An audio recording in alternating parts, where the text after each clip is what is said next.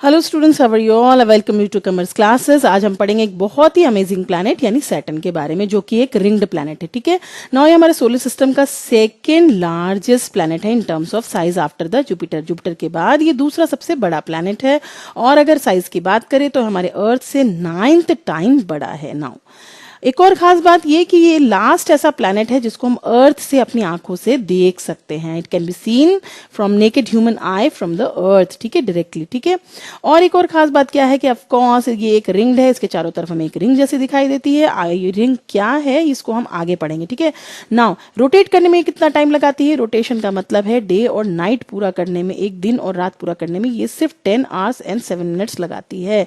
इसका मतलब ये जुपिटर के बाद सेकेंड फास्टेस्ट रोटेटिंग प्लैनेट है। ठीक है, यानी कि जुपिटर कितना टाइम लगाती है रोटेट करने में? मैंने बताया था फास्टेस्ट रोटेटिंग प्लैनेट है, तो वो सिर्फ 10 आवर्स लगाती है, मगर ये 10 आवर्स 7 मिनट्स लगाती है। ठीक है, नाउ चूंकि सन से इसका डिस्टेंस बहुत ज्यादा है, तो ये 10,756 डेज लगाती है सन को ऑर्बिट करने में। ठीक है, अब ये टिल्ट भी है, झुकी हुई भी है 26.73 डिग्री, और इसका मतलब ये है कि यहाँ हमें सीजन देखने को मिलेंगे। नाउ इसका एटमॉस्फेयर कैसा है? ये किस चीज से बनी है? तो इसके एटमॉस्फेयर में हमें हाइड्रोजन और हीलियम मिलते हैं। ठीक है, लेकिन इसका जो कोर है, जो अंदर के जो इसका पार्ट है, इनर पार्ट है, वो बिल्कुल हमारे अर्थ की तरह similar to Earth. It is made up of nickel and iron. यहाँ भी हैवी मेटल्स यानी कि निकल और आयरन हमें अर्थ की तरह देखने को मिलते हैं।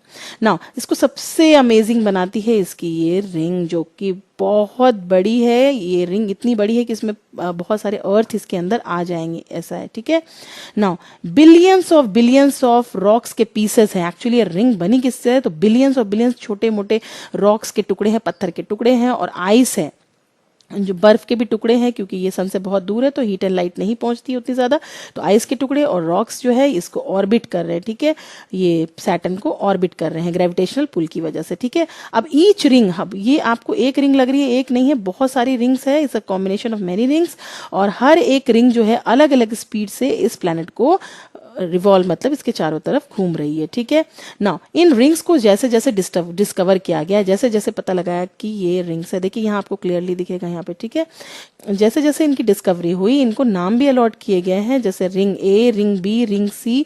ठीक है, इस तरह से and so on, ring A B C D E F G. ठीक है, लेकिन इसमें सबसे प्रोमिनेंट जो है वो पहले 3 है। A B C rings are the most important and most prominent rings, जो अच्छे से हमें दिखाई देते हैं, जबकि rings D E F G जो है थोड़े फेंटर है, धुंधले हैं। ठीक है, और अभी भी डिस्कवर्ड अभी हुए हैं।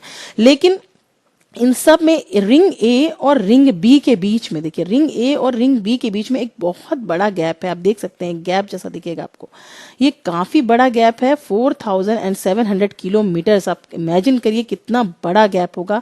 ठीक है, और इस गैप को नाम दिया गया है कसीनी डिवीजन। अब कसीनी क्यों नाम दिया गया है ये हम आगे स्लाइड में देखेंगे। कसीनी डिवीजन इस गैप को नाम दिया गया है। बात कर लेते हैं इंटरेस्टिंग फैक्ट्स की। नाउ अब सैटर्न के भी मून है, हाँ ऑफ कोर्स इसके भी 53 नोन मून्स है, यानी कि 53 नोन मून्स का मतलब इनको नाम हमने अलॉट कर दिए गए हैं, जबकि 29 ऐसे मून है जिनकी कंफर्मेशन अभी बाकी है। तो कह सकते हैं कि इसके पास 82 मून्स है। नाउ इसके सबसे बड़े मून की बात कर लेते हैं, तो टाइटन इसका सबसे बड़ा मून है, और जो सबसे छोटा है वो अरीना है। ओके, नाउ टाइटन बहुत खास है क्योंकि ये सोलर सिस्टम का सेकेंड लार्जेस्ट मून भी है आफ्टर गैनीमेड। गैनीमेड किसका था? जुपिटर का था, और वो सोलर सिस्टम का सबसे बड़ा प्लैनेट था। ये सेकेंड लार्जेस्ट मून है, ठीक है, of our solar system Titan जो है क्यों खास है? देखिए, क्योंकि हमारे सोलर सिस्टम में 150 नोन मून्स है। लगभग हम काउंट करें तो टोटल मरकरी और वीनस के पास कोई मून नहीं है, उनको छोड़ दें तो 150 मून्स होते हैं, जिसमें टाइटन जो है बहुत स्पेशल है क्योंकि हमें एटमॉस्फेयर देखने को मिलता है बिल्कुल अर्थ की तरह। Titan is the only place beside the earth के बाद ये एक ऐसा प्लैनेट है जहां हमें लिक्विड के ट्रेसेस मिले हैं। ठीक है, लिक्विड के traces in the forms of river, lakes and seas on its surface.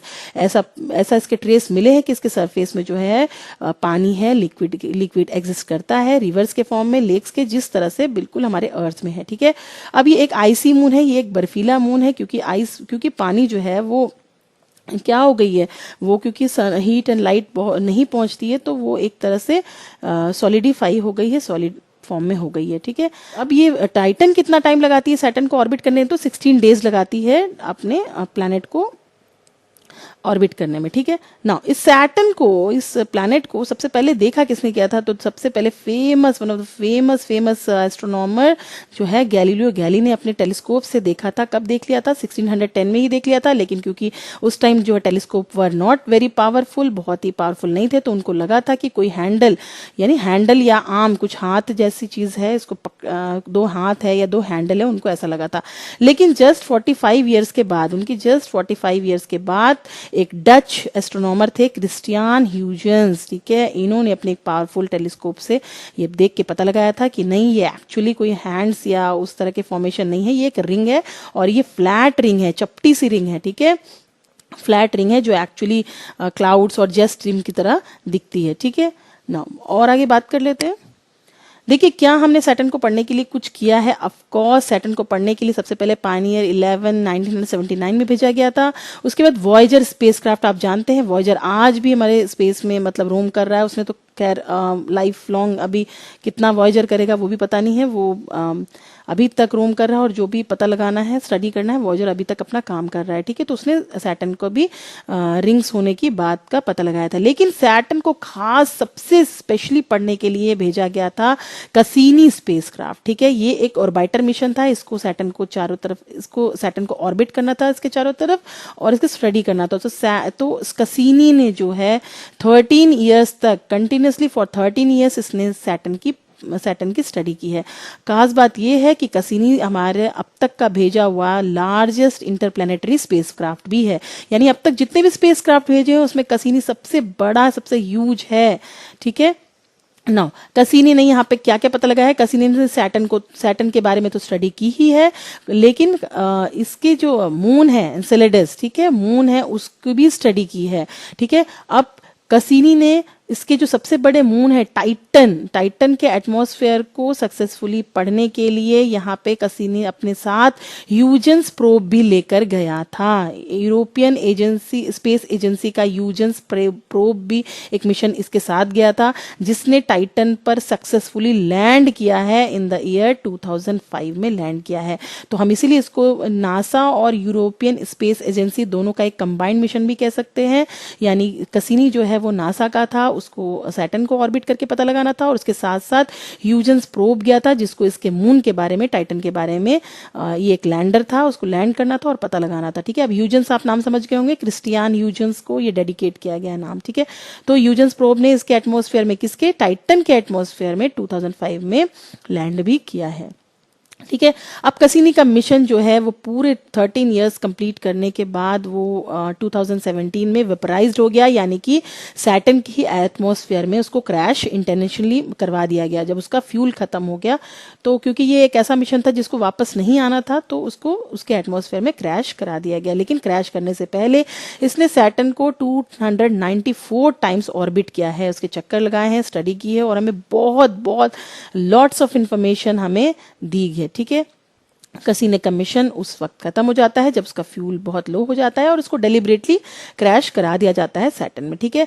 Now क्या कोई फ्यूचर प्लान्स है सैटर्न को और पढ़ने में? नो, अभी तो नहीं है, क्योंकि सैटर्न के बारे में ऑलरेडी 13 ईयर्स तक कंटिन्यूसली बहुत ही ह्यूज इंफॉर्मेशन हमें मिली है कसीनी से, तो अभी तो इसको पढ़ने के लिए कोई ऐसा मिशन नहीं जाने वाला है। लेकिन इसका जो मून है टाइटन, जो टाइटन मून है, इसके बारे में, क्योंकि यहाँ एटमॉस्फेयर अर्थ की तरह एटमॉस्फेयर के ट्रेसेस मिले हैं, पानी के ट्रेसेस मिले हैं, तो टाइटन के बारे में जो है, जो हमारे साइंटिस्ट हैं, जो रिसर्चर्स हैं, ठीक है, ये पता लगाना चाहते हैं और कि क्या कभी लाइफ यहाँ एग्जिस्ट करती थी या कर सकती है, ठीक है।